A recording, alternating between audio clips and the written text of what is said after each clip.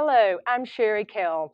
Today, I have the pleasure of being here today with the new chairman for Cobb County, Mike Boyce. This is day 2 of Yes. his new chairmanship. And this morning, why don't you tell our viewers about our work session we Sure. held and your first 3 priorities for your chairmanship? Okay, well, thank you, Sherry. It's good to be here today, and thank you for taking this time. The wanted to come out of the chute very quickly.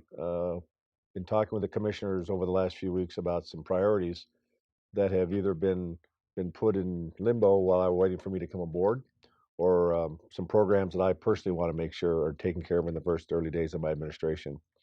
And the absolute number one priority was this pay study. Wonderful. I can't tell you how many places I've been to where they are so complimentary about the staff. And as I was visiting with the directors during my briefings during the orientation, I saw how professional and really, really passionate our employees are about bringing the best services to our county as possible. So we need to reward that kind of loyalty. Wonderful. Well, the class and compensation study was done some time back. hmm And what was, after your discussions this morning, what was the decision to move forward with that?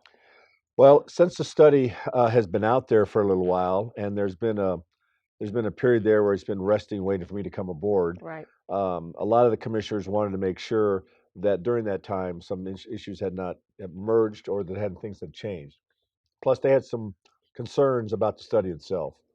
So, listening to the 4 commissioners became very clear to me that while we need to move forward with it, we had to also address these concerns by the other commissioners. So, what we agreed to do was that every one of the directors is going to go back to their staff and to their employees and revalidate the numbers to make sure, in fact, that the study results are still valid. Secondly, that the hiring requirements match the needs of the county. In other words, if we have employees that appear to be satisfied with their current salaries and with and the benefits, then there's no need to address that position because clearly we have addressed that necessity to hire people that are competent, but at the best salary that reflects efficiency and fiscal responsibility by the board. So they're going to go back over the next 3 or 4 weeks and relooking at those numbers, revalidating that the study is in fact bringing out the best illustration of what it is this county needs to be doing for its county employees. And then on the 1st of February, we've agreed to come back, produce the results of the issue by the county directors and the county manager, and then at that time we'll make it a board issue and move forward on that subject. Wonderful, wonderful.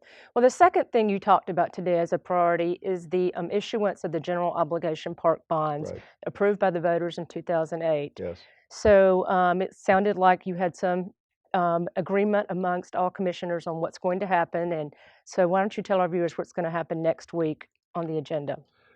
It was very clear from all the commissioners that they, in fact, wanted to bring this issue to a vote. It was a referendum by the voters in 2008, so there's never an issue about the validity of the bond. It was that they wanted it issued because the voters have asked for it. So it became very clear that this is an issue that we could take to the agenda and put on the board very quickly. The only unclear aspect is what properties we were going to be buying with that. And one of the commissioners had a concern is that he didn't want to be voting money for something we didn't know what exactly we were going to be buying. But I think the bigger concern here was that we didn't give the perception that we were kicking this can down the road any further. The voters have voted for it. They've waited very patiently for almost 8 years for it now, Mhm. and they're entitled. They've earned the right to have to have the property bought and acquire additional green space for the county, and we're moving forward on that very quickly. Wonderful. And finally, you talked about a final priority, which is creating a joint task force advisory committee Right. for SunTrust Park. hmm So, talk about your motives for that and how this advisory committee is going to work with the county. The advisory committee was my idea, uh, based on what I heard talking to various stakeholders during the last 4 or 5 months regarding the impact of both the Braves, SunTrust Stadium, and Battery Park upon their businesses, upon their traffic patterns, upon their living, their living expectations as far as the impact of traffic and the business is going to have on them. And I just got the sense that they all were not being tied into what was being accomplished Mhm. out there.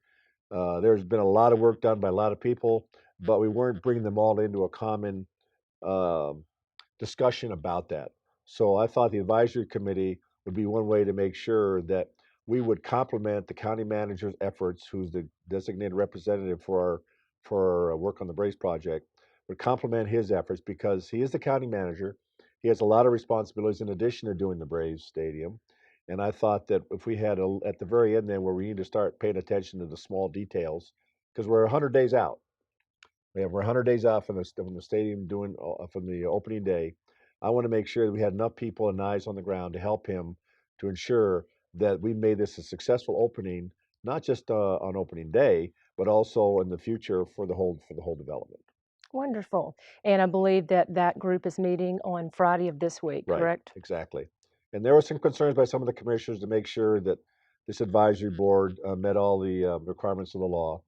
But I've discussed that both with the other commissioners and the county attorney, and I think we're all on board on that. So again, it's just an advisory board. It's not. It doesn't have any directive authority. Mr. Hankerson is still a county manager. He's still the one that has the only authority to provide direct, specific orders to the county staff. And Commissioner Bob Ott, who is going to be the chairman of this advisory committee, will be working through him to help him in that regard. Wonderful. Well, we appreciate you stopping by today to talk about your first three priorities and just welcome aboard. And we will look forward to hearing from you a lot more in the future. Well, I appreciate that. I look forward to being here more often. All right. All right. Thank you. You're welcome.